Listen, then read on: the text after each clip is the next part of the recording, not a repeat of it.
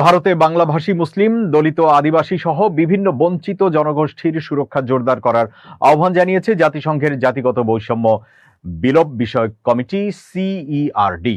একই সঙ্গে আইন শৃঙ্খলা রক্ষাকারী বাহিনীর বিরুদ্ধে বিচার বহির্ভূত হত্যা, নির্যাতন, অতিরিক্ত বল প্রয়োগ, বেআইনি আটক ও যৌন সহিংসতার মতো গুরুতর অভিযোগ নিয়েও উদ্বেগ প্রকাশ করেছে সংস্থাটি। মঙ্গলবার ভারতের বিষয়ে সিইআরডির সর্বশেষ পর্যবেক্ষণ প্রকাশ করা হয়।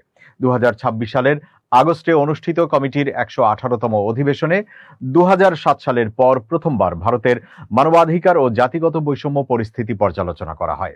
কমিটি বিশেষভাবে বাংলাভাষী মুসলিমদের পরিস্থিতি নিয়ে উদ্বেগ জানিয়েছে। আসাম সহ বিভিন্ন এলাকায় নাগরিকত্ব নথিপত্র, জাতীয় নাগরিকপঞ্জি এবং প্রশাসনিক যাচাইয়ের ক্ষেত্রে এই জনগোষ্ঠীর ওপর বৈষম্যের অভিযোগের বিষয়টি আলোচনায় এসেছে। এর আগে জাতিসংঘের একই কমিটি বাংলাভাষী মুসলিমদের বিরুদ্ধে বৈষম্য ও নাগরিকত্ব সংক্রান্ত সমস্যার অভিযোগ নিয়ে ভারত সরকারের কাছে তথ্য চেয়েছিল। সিইআরডির পর্যবেক্ষণে বলা হয়েছে, বিভিন্ন জাতিগত, ধর্মীয় ও ক্ষুদ্র নৃগোষ্ঠীর বিরুদ্ধে সহিংসতা এবং বৈষম্যের অভিযোগ যথাযথভাবে তদন্ত করতে হবে।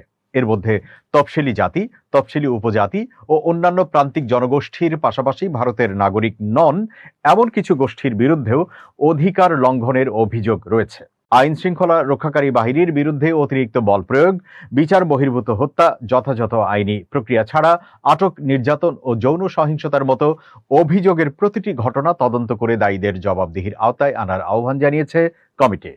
জাতিগত ও ধর্মীয় বিদ্বেষমূলক বক্তব্য এবং সহিংসতা মোকাবেলায় কার্যকর ব্যবস্থা নেওয়ার ওপরও জোর দিয়েছে সিইআরডি। বিশেষ করে সংখ্যালঘু ও প্রান্তিক জনগোষ্ঠীর বিরুদ্ধে বিদ্বেষমূলক অপরাধ প্রতিরোধে আইন প্রয়োগের পাশাপাশি ভুক্তভোগীদের সুরক্ষা নিশ্চিত করার সুপারিশ করা হয়েছে। জাতিসংঘের জাতিগত বৈষম্য বিলোপ বিষয়ক কমিটি 18 জন স্বাধীন মানবাধিকার বিশেষজ্ঞ নিয়ে গঠিত।